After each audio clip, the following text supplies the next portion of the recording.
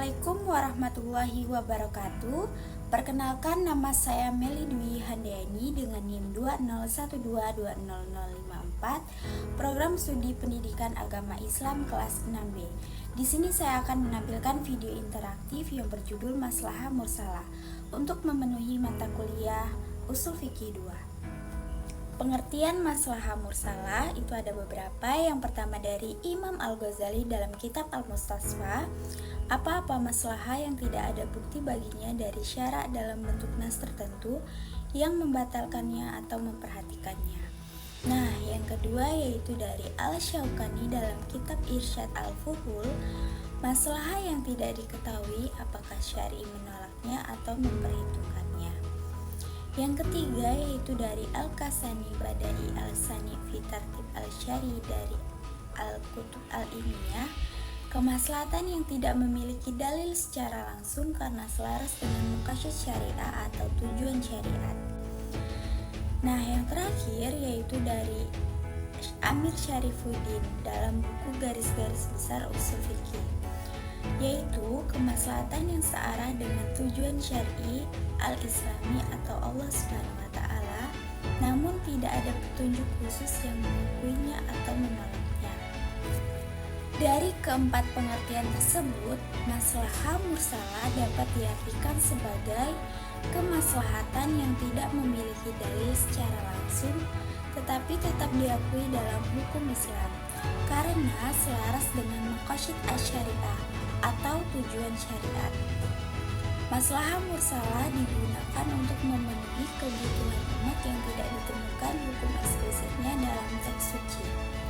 Prinsip ini berfungsi untuk menjaga kemaslahatan umum dan menghindari mufsadah atau kerusakan dalam kehidupan bermasyarakat. Tujuannya yaitu syariat Islam mewujudkan kemaslahatan bagi manusia dengan melindungi 5 aspek utama yaitu agama, jiwa, akal, keturunan, dan harta. Nah, masuk kepada pembagian maslahah mursalah. Di sini terbagi menjadi 3, yaitu yang pertama berdasarkan tingkat kepentingannya, yang kedua berdasarkan penerima manfaatnya, dan yang ketiga yaitu berdasarkan kejelasan dalilnya. Nah, pada berdasarkan tingkat kepentingannya, maslahah mursalah terbagi menjadi 3. Yang pertama yaitu maslahah daruriyah.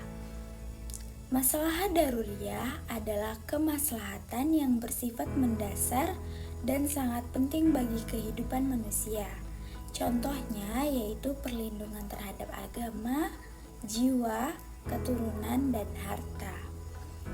Nah, yang kedua yaitu maslahah hajiyah, atau kemaslahatan ini diperlukan untuk menghilangkan kesulitan dalam kehidupan.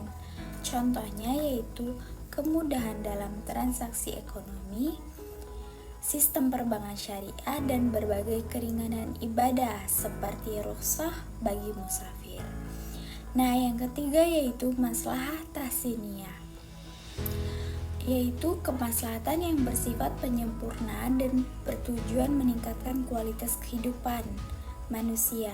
Contohnya yaitu etika berpakaian, adab dalam pergaulan, dan norma dalam bermasyarakat. Nah, memasuki pembagian maslahah mursalah berdasarkan penerima manfaatnya. Yang pertama yaitu maslahah ammah, kemaslahatan yang manfaatnya dirasakan oleh masyarakat luas. Contohnya adalah pembangunan infrastruktur umum, sistem transportasi, serta kebijakan pemerintah yang mendukung kesejahteraan rakyat. Nah, yang kedua yaitu maslahah mursalah atau kemaslahatan yang manfaatnya dirasakan oleh individu atau kelompok tertentu. Contohnya adalah pemberian hak istimewa bagi kelompok yang membutuhkan seperti kaum duafa, fakir miskin, dan orang-orang dengan berkebutuhan khusus.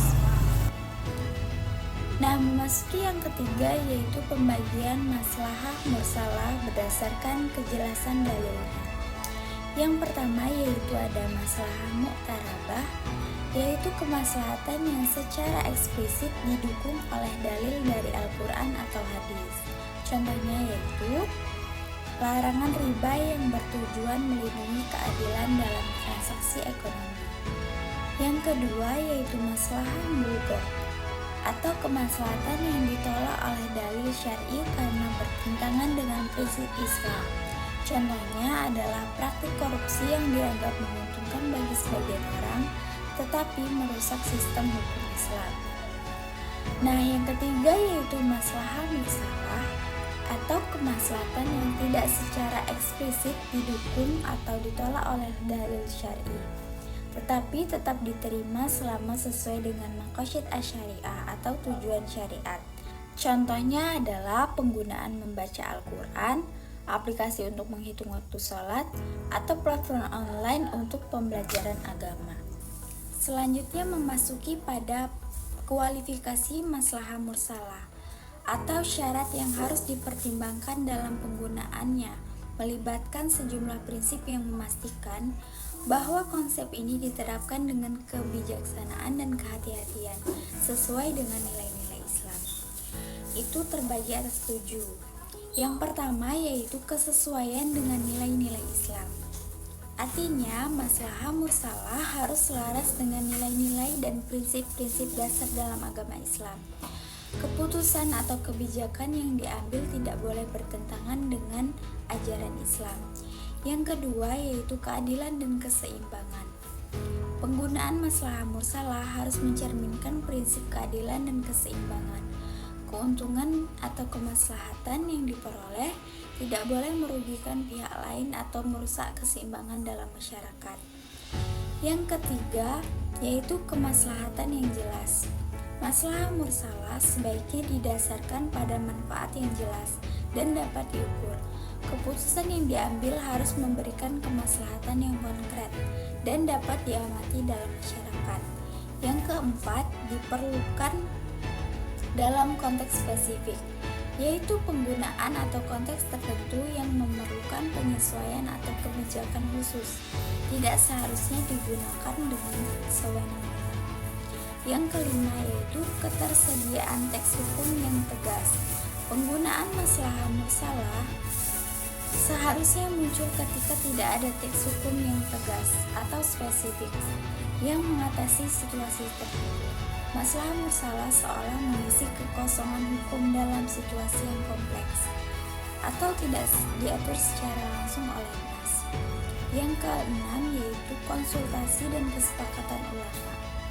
Di sini artinya keputusan yang melibatkan maslahah mursalah sebaiknya melibatkan konsultasi dengan ulama dan cendekiawan Islam.